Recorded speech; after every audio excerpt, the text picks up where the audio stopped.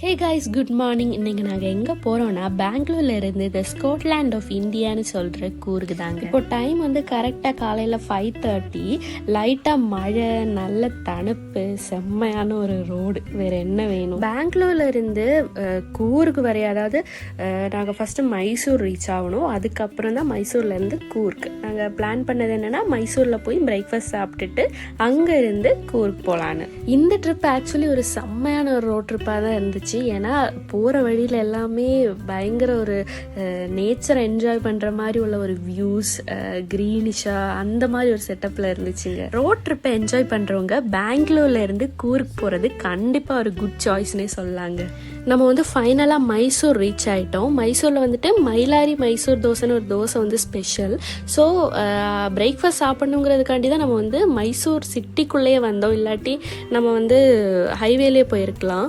ஒரு தோசைக்கு வந்துட்டு 150 என்னமோ சார்ஜ் பண்ணாங்க. ஸோ எதுக்கடா இந்த தோசைக்கு இவ்வளோ ஹைப்புங்கிற மாதிரி தான் எனக்கு இருந்துச்சு. ஸோ நம்ம பிரேக்ஃபாஸ்ட் எல்லாம் முடிச்சுட்டு மைசூர்லேருந்து 2 hours ட்ராவல் பண்ணி ஃபைனலாக கூர்க் ரீச் ஆகிட்டோம். கூர்க் ரீச் ஆனதுமே நாங்கள் விசிட் பண்ணது தான் அந்த கோல்டன் டெம்பிள்னு சொல்கிற நம்ட்ராலிங் மொனாஸ்ட்ரி. இந்த golden temple one of the largest Tibetan settlement in இந்தியானே சொல்கிறாங்க. இந்த டெம்பிளோட இன்சைடில் கோல்ட் பிளேட்டட் புத்தா ஸ்டாச்சுவும் வேறு 2 லார்ட்ஸோட ஸ்டாச்சுவும் இருந்துச்சு. இந்த டெம்பிளுக்கு ஆக்சுவலி என்ட்ரி ஃபீஸ் எதுவுமே இல்லை.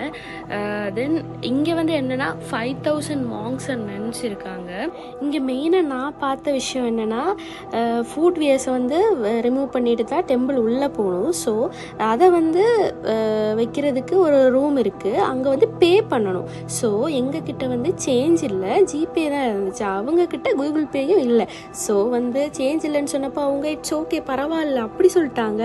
அப்போ என்னடா ஆளுங்கெல்லாம் இப்படி இருக்காங்கங்கிற மாதிரி இருந்துச்சு. ஸோ நம்ம டெம்பிள் எல்லாம் விசிட் பண்ணிவிட்டு நம்ம ரூமுக்கு போகிறோம். நம்ம மொனாஸ்ட்ரியிலேருந்து நம்ம ஸ்டேக்கு போகிற வே தான் இது அவ்வளோ பியூட்டிஃபுல்லாக இருக்குது. ஸோ இதை என்ஜாய் பண்ணிவிட்டு நம்ம ரூமுக்கு போகிறோம். ஸோ நெக்ஸ்ட் வீடியோ சீக்கிரமாக அப்லோட் பண்ணுறேன். பாய்.